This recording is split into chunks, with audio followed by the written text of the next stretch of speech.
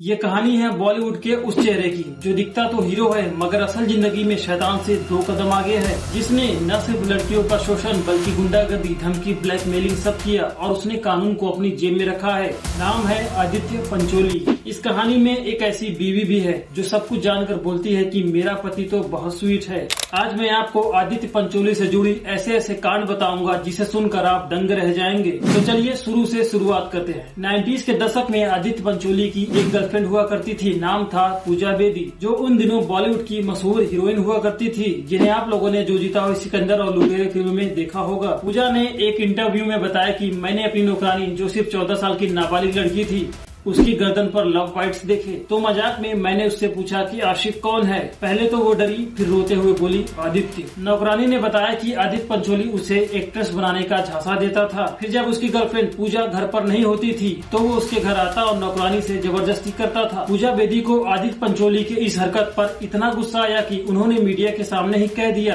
कि अगर मेरे पास गन होती तो मैं उसे गोली मार देती। इतना ही नहीं, उन्होंने कहा कि आदित्य एक दिन कुत्ते की मौत मरेगा। लेकिन इस केस को पैसे और पावर के दम पर दबा दिया गया। बाद में ये कहकर मामले को रफा दफा कर दिया गया कि ये रिश्ता दोनों की सहमति से बना था। जहां ये मामला दबा वहीं आदित्य पंचोली का एक और काला सच सामने आ गया। आदित्य पंचोली की बात जी, तो उन पे और भी केसेस चले हैं। तो उन्होंने कहा कि अगर तुम बाहर जाओगी, इस बात को बाहर निकालोगी तो तुम्हारा करियर बिल्कुल जीरो हो जाएगा।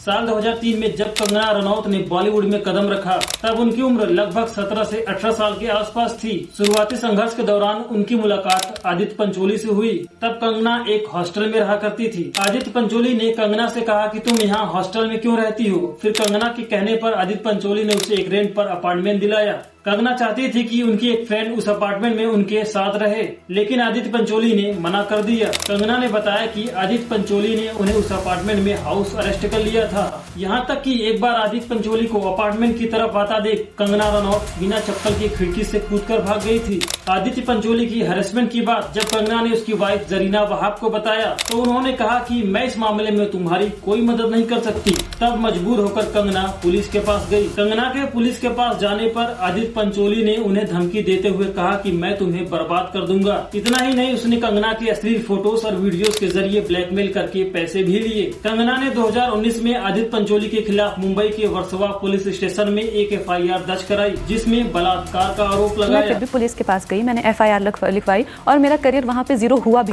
पहले के केसेस की तरह इस केस में भी आदित्य पंचोली को आसानी से जमानत मिल गई और अभी तक ये केस कोर्ट में चल रहा है। जैसे जैसे आदित्य पंचोली का ताकत और अहंकार बढ़ता गया वैसे वैसे उसकी हरकतें और खतरनाक होती गई। मुंबई में अभिनेता आदित्य पंचोली पर लगा है अपने पड़ोसी की पिटाई का आरोप। ABP न्यूज को एक CCTV फुटेज मिला है जो हम आपको दिखा रहे हैं, जिसमें आप आदित्य पंचोली को देख सकते हैं। आदित्य पंचोली अपने एक पड़ोसी की पिटाई की है उन्होंने इस वीडियो में। देखिए, पहले उन्होंने दरवाजा खटखटाया, पड़ोसी को बाहर निकाला और फिर उसके साथ बदतमीजी कर रहे हैं।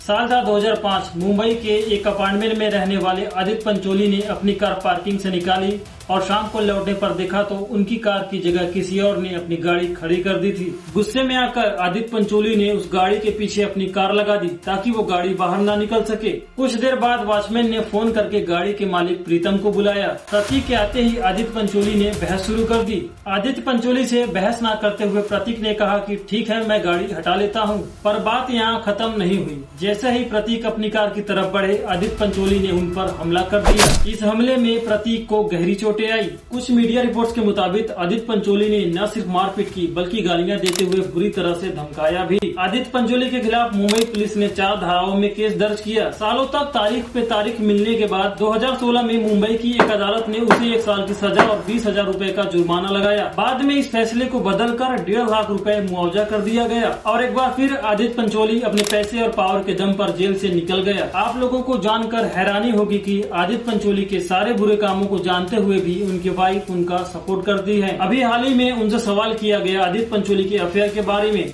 तो उन्होंने कहा कि वो बाहर क्या करते हैं मुझे उससे मतलब नहीं है, वो मुझे अच्छे से ट्रीट करते हैं इसलिए वो मेरे लिए स्वीट हैं। पैसे और रुतबे की चमक ने इनको अंधा बना दिया है, तभी तो पति खुलेआम क्राइम कर रहा है और ये देख नहीं पा रही है। आदित्य पंचोली बॉलीवुड का वो विलेन है जो सिर्फ फिल्मों में नहीं बल्कि रियल लाइफ में भी गुंडा है। पैसा, पावर और पॉलिटिकल कनेक्शन के दम पर उसने कानून को हमेशा अपनी जूतों पे नीचे रखा।